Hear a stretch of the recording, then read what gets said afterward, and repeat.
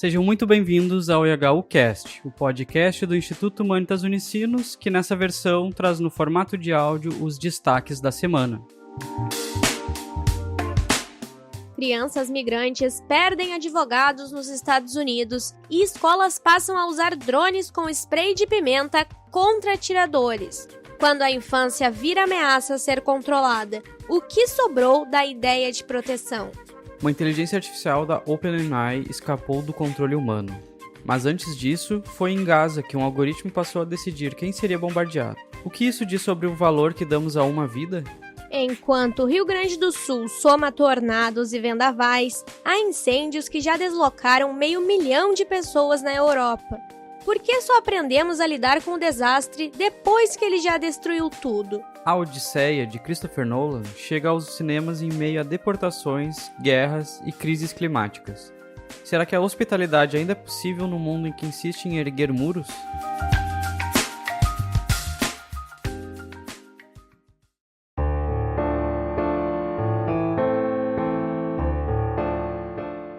Existe algo profundamente inquietante quando uma sociedade começa a tratar crianças como ameaça. Não porque representam um risco à segurança, mas simplesmente porque nasceram do outro lado de uma fronteira. Nesta semana, 2 notícias vindas dos Estados Unidos mostram como a política migratória e a lógica da segurança caminham cada vez mais lado a lado. E, no meio desse caminho, está a infância.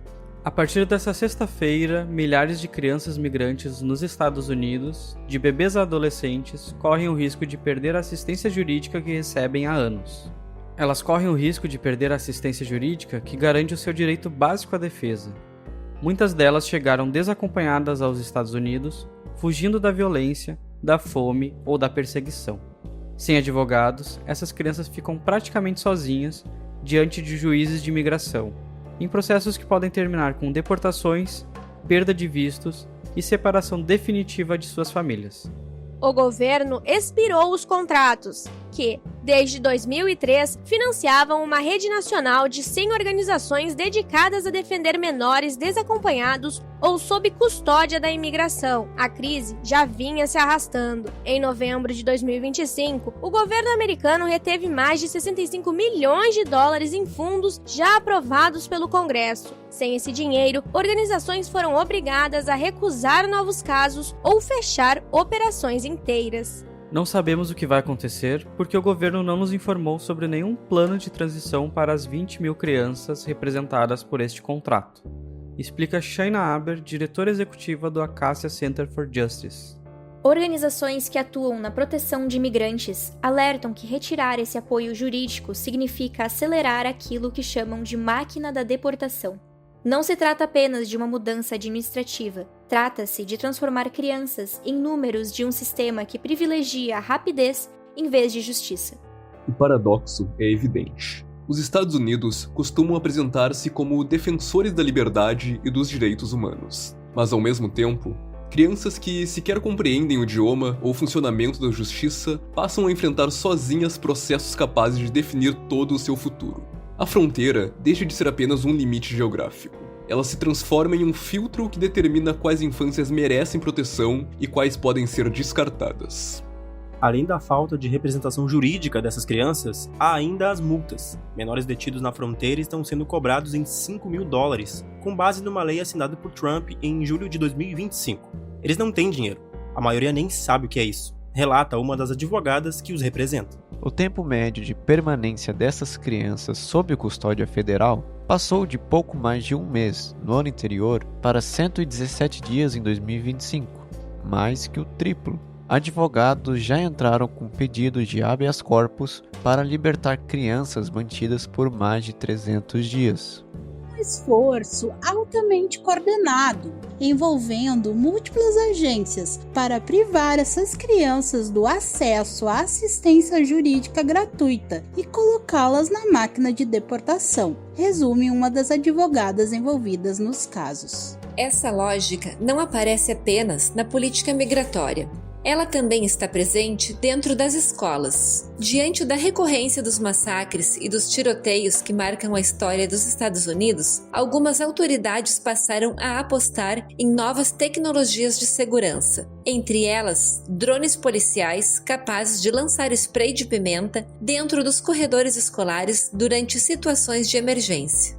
9 escolas nos Estados Unidos vão ser equipadas com drones capazes de sobrevoar corredores, quebrar janelas e lançar spray de pimenta contra atiradores. Os dispositivos podem ser acionados por professores e atingir uma pessoa armada em até 15 segundos. Além do spray, contam com luzes estroboscópicas, sirenes e podem atropelar o agressor a quase 100 km por hora.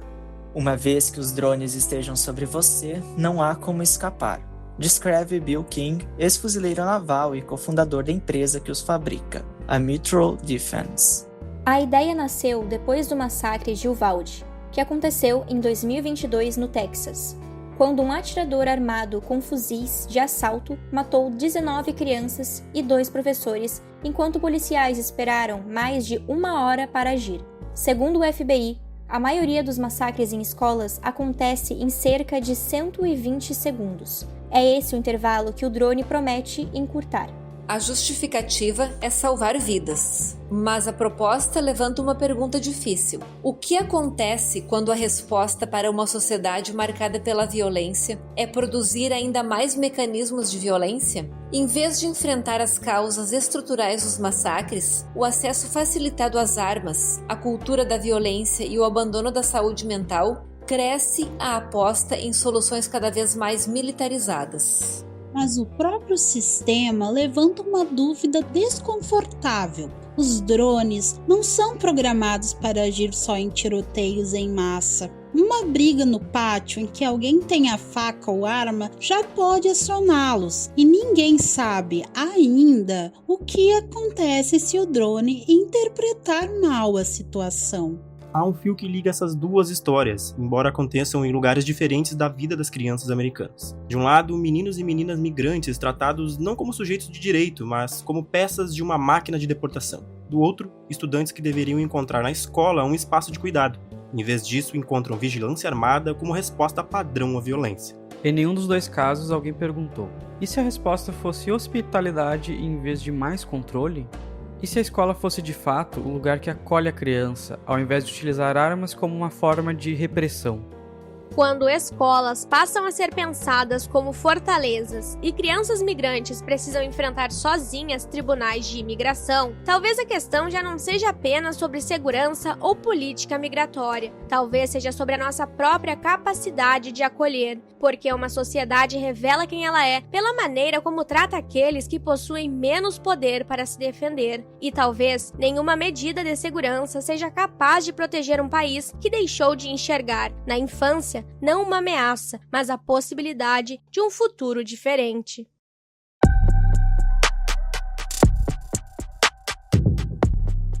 Nessa semana, 2 episódios diferentes mostraram a mesma coisa por ângulos opostos.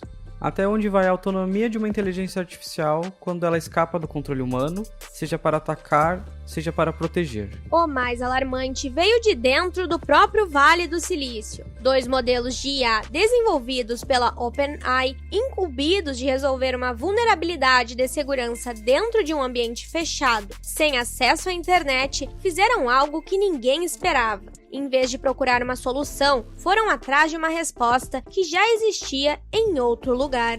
Primeiro, invadiram o próprio ambiente de testes para conseguir acesso à internet, explorando uma falha de segurança desconhecida até então.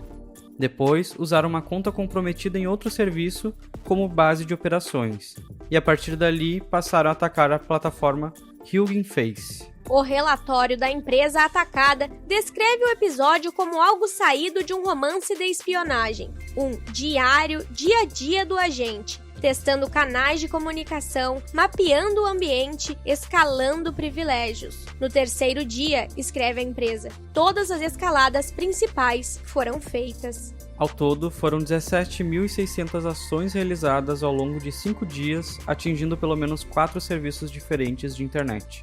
Cada vez que um ambiente de teste era reiniciado do zero, o agente simplesmente reconstruía suas ferramentas e continuava de onde havia parado. A própria plataforma atacada reconhece que um ser humano poderia ter encontrado as mesmas falhas. O que mudou não foi a sofisticação técnica, foi a escala. Nenhum humano dirigiu cada passo individualmente, e o agente sustentou uma campanha coerente contra a infraestrutura por vários dias sem nunca se cansar. O CEO da OpenAI, Sam Altman, chamou o episódio de o primeiro incidente de segurança que realmente o deixou incomodado. Ele próprio se disse surpreso que mais pessoas na área não estejam reagindo da mesma forma. Mas essa não é a primeira vez que uma inteligência artificial ganha autonomia para decidir. Esse capítulo já havia sido escrito antes, em outro lugar, Gaza.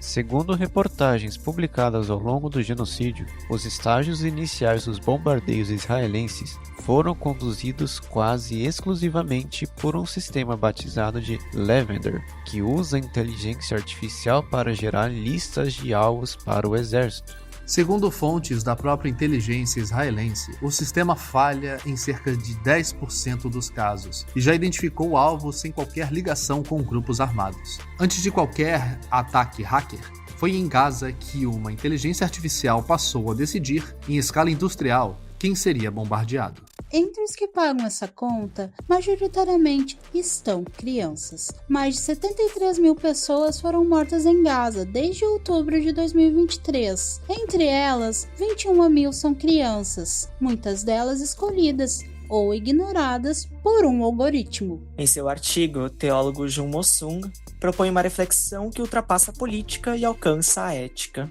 Para ele, nenhum genocídio acontece apenas pela força das armas. Antes, ele exige uma narrativa capaz de retirar das vítimas sua condição de humanidade. Crianças inocentes só podem ser mortas quando deixam de ser vistas como crianças, quando passam a ser tratadas como números, danos colaterais ou obstáculos em nome de uma causa considerada superior. Mo-sung recorda que, ao longo da história, guerras e massacres frequentemente foram justificados por discursos religiosos, nacionalistas ou civilizatórios. Sempre existe uma promessa de bem maior. Sempre existe uma justificativa para sacrificar vidas inocentes. O perigo começa quando uma ideologia passa a valer mais do que a dignidade humana. Talvez seja justamente aí que tecnologia e guerra se encontram. A inteligência artificial não cria, sozinha, a violência, mas pode ampliá-la quando colocada a serviço de sistemas que já deixaram de reconhecer o outro como semelhante. Algoritmos não escolhem quem merece viver, são pessoas que fazem isso. E quando essa decisão é terceirizada para tecnologias cada vez mais sofisticadas, cresce também o risco de transformar vidas humanas em simples variáveis de cálculo. O filósofo Emmanuel Levinas dizia que a ética nasce no encontro com o rosto do outro. O rosto nos impede de reduzir alguém a uma categoria, um número ou um alvo. Talvez seja justamente isso que esteja desaparecendo. A hospitalidade começa quando reconhecemos a vulnerabilidade de quem está diante de nós. Ela termina quando o outro deixa de ser uma pessoa e passa a ser apenas um problema a ser eliminado. Estamos usando a tecnologia para ampliar nossa humanidade ou para acelerar nossa capacidade de produzir sofrimento? Porque o verdadeiro desafio do nosso tempo talvez não seja construir máquinas cada vez mais inteligentes, seja impedir que nós mesmos nos tornemos cada vez menos humanos. A tecnologia pode calcular, prever e decidir em frações de segundo, mas continua incapaz de responder à pergunta mais importante: quanto vale uma vida humana? Enquanto aceitarmos que a inovação caminhe mais rápido do que a ética, continuaremos produzindo máquinas cada vez mais sofisticadas e sociedades cada vez menos hospitaleiras.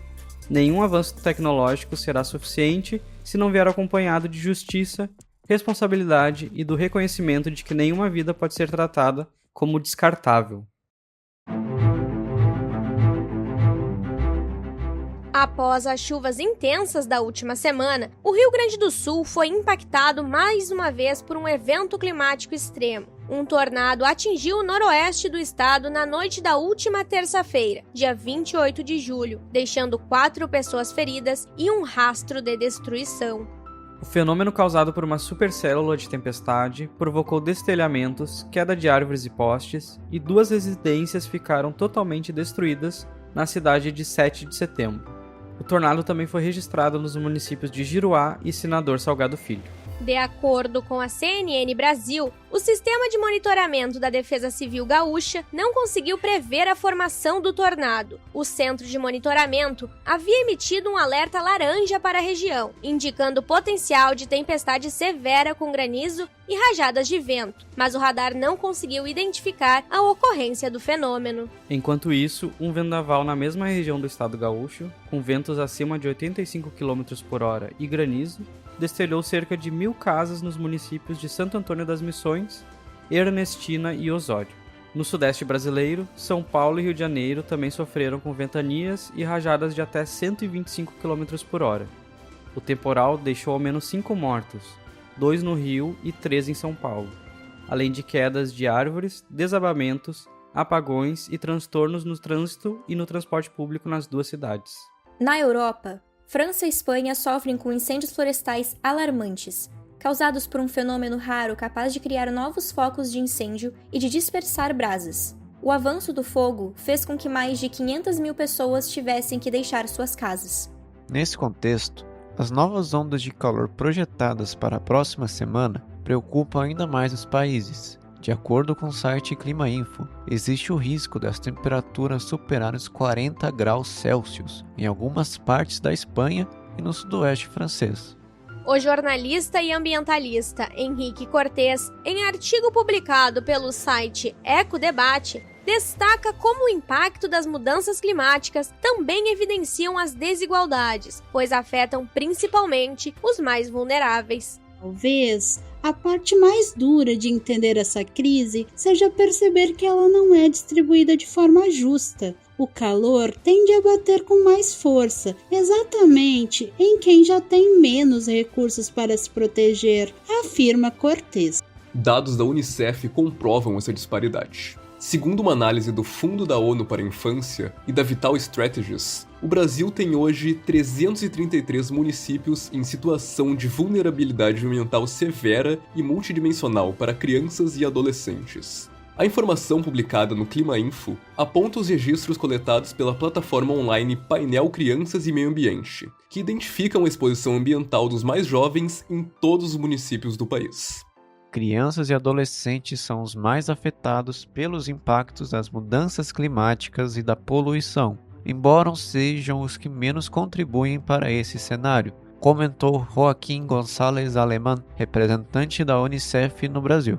Em entrevista ao IHU, o doutor em saúde pública e pesquisador da Fiocruz, Diego Xavier, afirma que os problemas causados pelos eventos climáticos não terminam quando os fenômenos se encerram. O sofrimento da população continua impactando também a saúde das pessoas através da proliferação de doenças, interrupção de tratamentos, perda de renda e sofrimento mental, para citar alguns exemplos. Diego ainda faz um alerta para a importância de reduzir o impacto dos danos sanitários às pessoas que estão expostas nesses territórios vulneráveis. O desafio estrutural permanece sendo reduzir as vulnerabilidades que transformam risco em doença. Falta de saneamento, moradia inadequada, insegurança hídrica e alimentar, degradação ambiental e acesso desigual aos serviços. Não podemos enfrentar as epidemias do século XXI mantendo vulnerabilidades urbanas e sociais do século passado. A adaptação precisa proteger primeiro os territórios e grupos mais expostos, ou a crise climática aprofundará desigualdades que já são muito grandes. O doutor em filosofia, Leonardo Marques Kusler, aplica o conceito de arquiteturas da resiliência. Em entrevista concedida ao IHU, ele revela sua extensa pesquisa de campo realizada no Japão, tentando compreender como diferentes sociedades aprendem a conviver com a incerteza e transformam a experiência dos desastres em cultura de prevenção. A expressão arquiteturas da resiliência surgiu da constatação de que a adaptação climática não pode ser reduzida à infraestrutura. Barragens, diques, sistemas de drenagem e tecnologias de monitoramento são indispensáveis, mas representam apenas uma parte daquilo que torna uma sociedade efetivamente resiliente. E ele ainda complementa. Ao falar em arquiteturas, uma proposta é destacar a articulação entre diferentes dimensões da vida coletiva: instituições, educação, planejamento urbano, participação social, memória e formas culturais de compreender nossa relação com a natureza. A resiliência não é apenas uma obra física, trata-se de uma construção social e cultural. Ao pesquisar um país afetado constantemente por eventos climáticos extremos, como terremotos e tufões, ele revela que a principal diferença entre Brasil e Japão não é a quantidade de recursos tecnológicos, mas a forma como a prevenção está integrada ao cotidiano. Para o pesquisador, no Brasil ainda predominam políticas voltadas para a resposta emergencial, que são essenciais, mas revelam uma cultura de reação, quando o risco costuma ser percebido apenas depois da tragédia. Já no Japão, ele afirma que a lógica é diferente, pois a preparação para desastres faz parte da vida diária, ensinada desde a infância, com atividades educativas, exercícios de evacuação e práticas comunitárias, tornando a prevenção um hábito coletivo. A resiliência, portanto, não depende apenas de respostas extraordinárias, mas de uma cultura construída continuamente. A resiliência nasce justamente do diálogo entre conhecimento científico, experiência social e compromisso coletivo. Por fim, falar em resiliência não significa aceitar passivamente os desastres, mas reconhecer nossa vulnerabilidade para agir de forma mais responsável, cooperativa e solidária.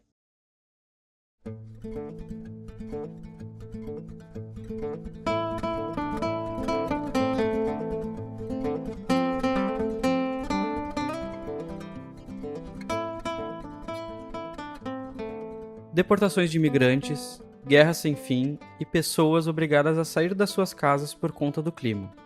A conexão com o lar é perdida, não por opção, mas por forças externas impulsionadas por aqueles que detêm o poder e que insistem em tentar criar um mundo sem hospitalidade. Talvez por isso o filme A Odisseia, lançamento mais recente de Christopher Nolan nos cinemas, seja tão fascinante e compreensível às dores do nosso tempo. O filme retrata Odisseu como o herói do retorno, que luta para voltar para casa após a Guerra de Troia. Ao ser entrevistado pelo jornal A República, Nolan afirma que a sua história é sobre as consequências da guerra, sobre o retorno e família. Ele ainda revela uma face semelhante dos nossos tempos com o período do texto original de Homero.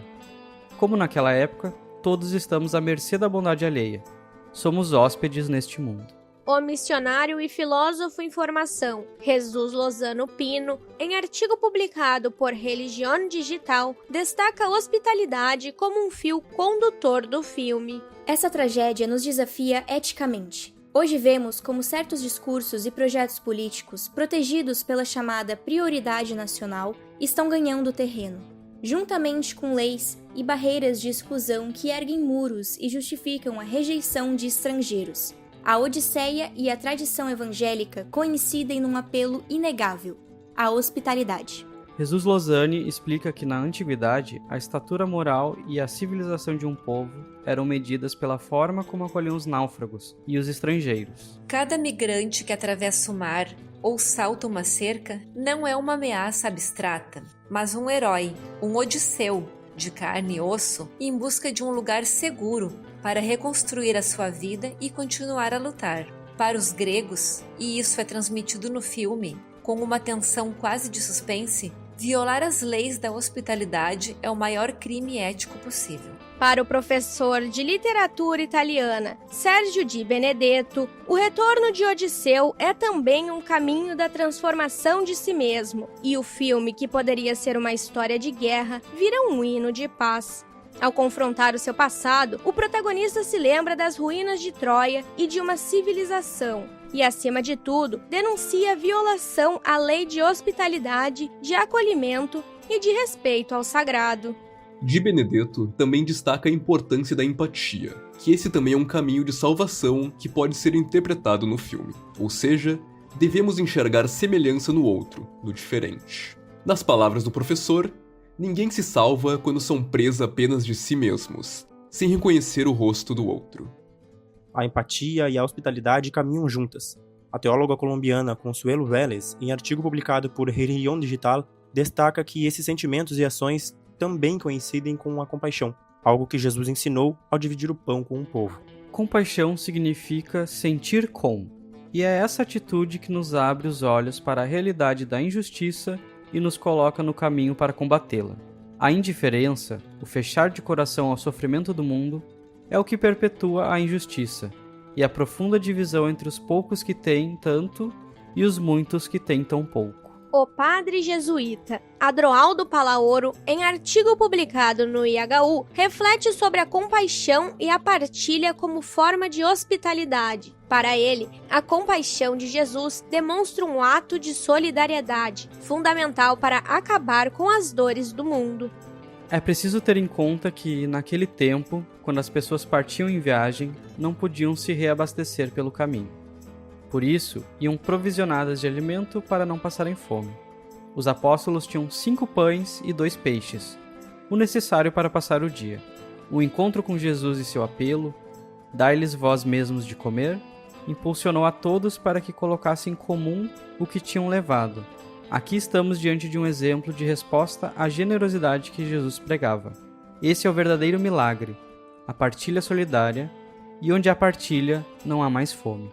Jesus Lozano Pino resume a hospitalidade e a empatia na trajetória do retorno para a casa da Odisseia como uma mensagem de esperança. A hospitalidade começa quando paramos de perguntar de onde alguém vem e começamos a perguntar do que essa pessoa precisa. E a esperança é o único farol que nenhuma tempestade consegue extinguir.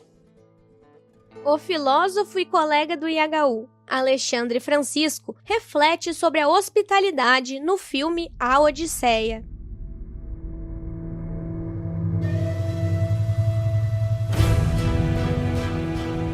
Talvez a única coisa que atravesse essas histórias seja a pergunta sobre quem merece um lugar no mundo. As crianças migrantes que perdem seus advogados, os corredores escolares vigiados por drones, os algoritmos que decidem em Gaza quem vive e quem morre. Em cada uma, alguém decide de longe e sem rosto quem pode ficar e quem deve partir. Homero escreveu a Odisseia há quase 3.000 anos, quando fez de Odisseu um mendigo à porta da própria casa, dependente da hospitalidade de estranhos para provar que ainda era alguém. Trocamos os deuses por sistemas, os oráculos por algoritmos, mas a pergunta continua a mesma. Quem abre a porta para quem chega precisando de abrigo? Martin Smoot, ao sair do cinema depois de ver a Odisseia de Nolan, escreveu algo que resume bem essa semana de notícias. Disse que ainda procuramos por Odisseu porque, no fundo, ainda buscamos alguma forma de memória. Pelo homem, pela mulher, pelo filho ou pela filha, que um dia partiu acreditando que retornar seria apenas refazer os próprios passos. Não é assim. Toda a Odisseia termina revelando que a jornada nunca foi sobre voltar ao lugar de onde viemos, mas sobre aprender a nos reconhecer no mundo que já não é o mesmo. Homero escreveu essa história para que ninguém a esquecesse. 3.000 anos depois, ainda vamos ao cinema. Ainda ligamos o rádio, ainda ouvimos um podcast como este pelo mesmo motivo. Não para descobrir como termina a história de Odisseu, mas para nos lembrarmos da nossa própria. Essa foi mais uma edição dos destaques da semana no IHU Cast. A direção, roteiro e edição foram comigo, Lucas Chardon. Apresentação e roteiro de Mônica Lima. Ainda contamos com a colaboração das colegas Lauren Palma, Luana de Oliveira e Regiane Bastos, e dos colegas Alexandre Francisco, Christian Padilha, José Garcia, Matias Lengert e Matheus Dias.